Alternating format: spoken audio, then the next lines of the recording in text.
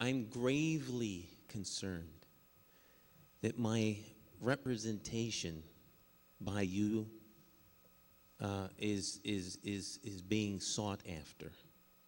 I see a tension, a back and forth that goes on between the executive branch and the legislative branch. It's natural.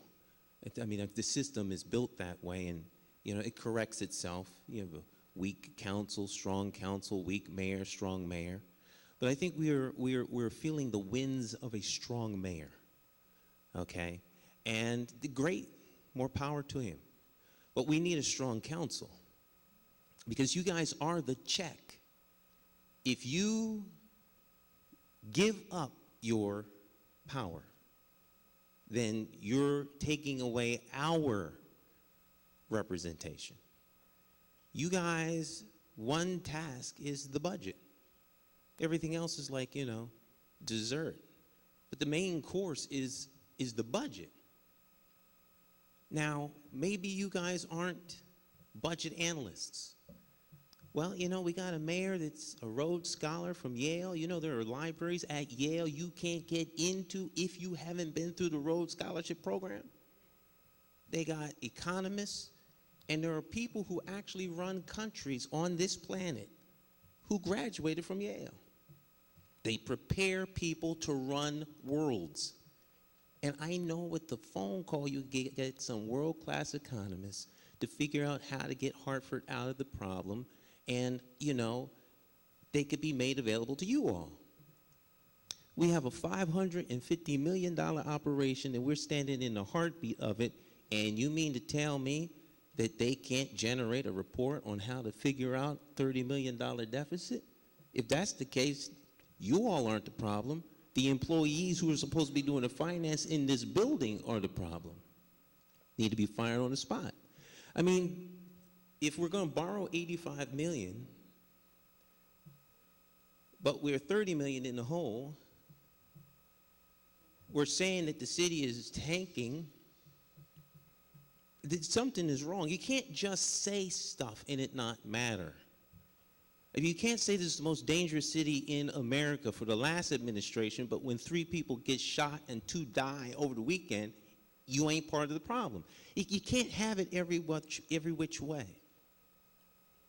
There's one open seat on the Board of Education. And as I stand here today, I'm telling you, you all know in your heart of hearts who's going to occupy that seat. Can't do it now, though. Got to do it after you all don't have any power. And there's line item veto in the budget for the Board of Education. If you all thought the last 2 administrations might have been guilty of runaway power, I am here to tell you that you haven't seen runaway power. It's like a true Hollywood moment. You've watched these rock stars, and I know rock stars. I got friends who have Grammys stacked up all over their walls.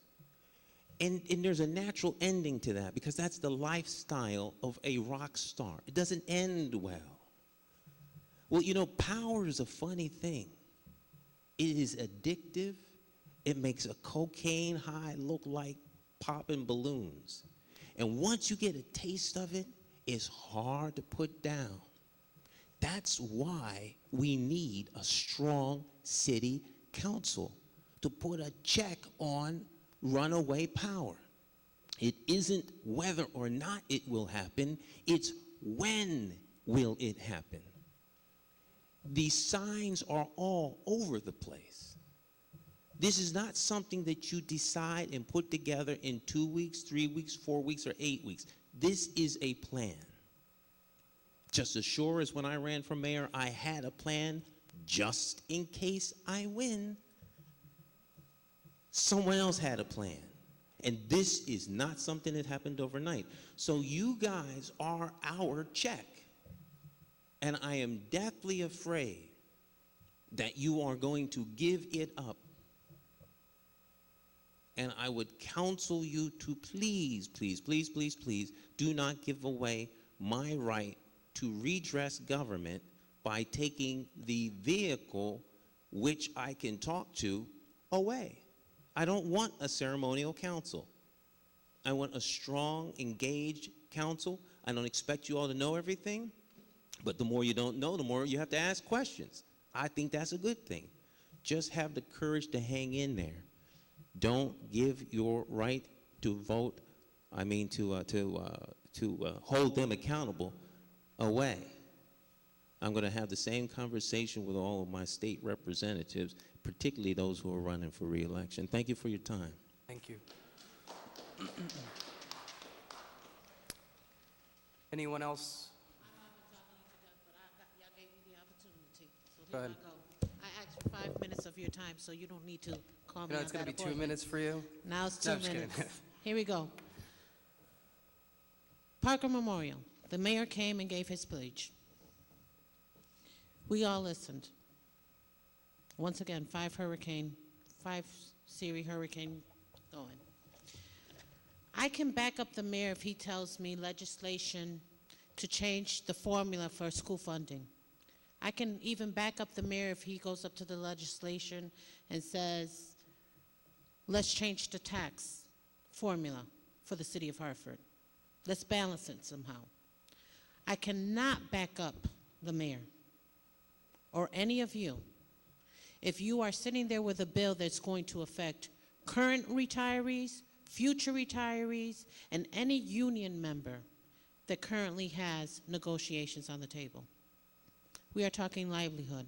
I did not like the fact that the mayor publicly went ahead and used our former fire chief Huerta's front page Hartford Current as an example to what is occurring with the pension. It is not my fault that other retirees live in Georgia, Carolina, South Carolina. It is not my fault that the police department who chose their retirement, that the last of your highest 3 would be what your pension is based on. I understand we are in a deficit. I understand that we need to find other sources. But once again, it was not transparent. You are our voice. You sat up there, you spoke, you said you were going to represent the people. You were going to guarantee everything to secure our residents and our neighborhoods.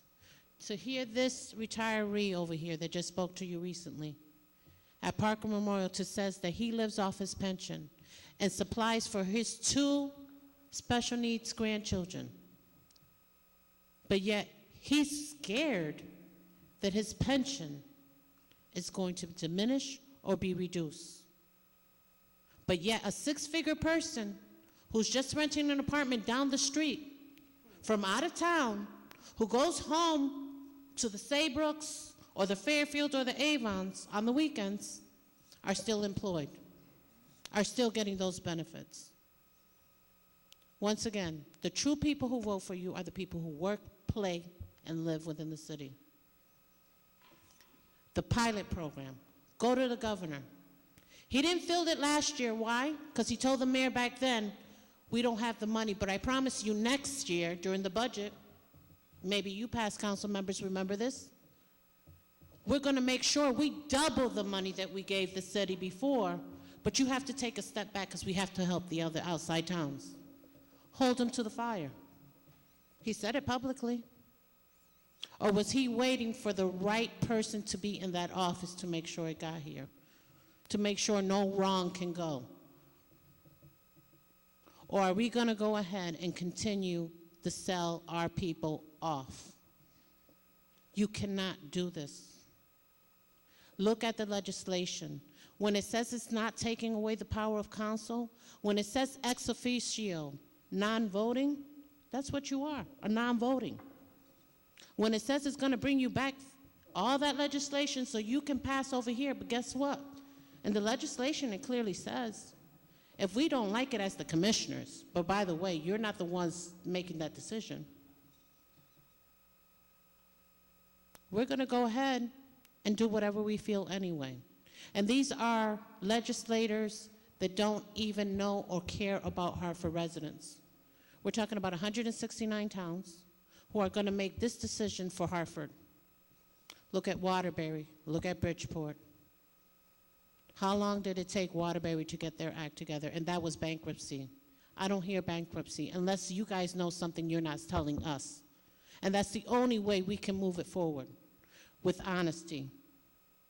Just because you go to town halls and you explain that we're at a deficit, show me numbers. Elisa put it beautifully. If the numbers of $22 million were left in a surplus, where are those numbers? They are supposed to respond to you because you are to respond to us as residents. That's what your job is. So you were asked, find those numbers. So hopefully by the end, you'll have those numbers before the 28th, before this moves forward. Thank you.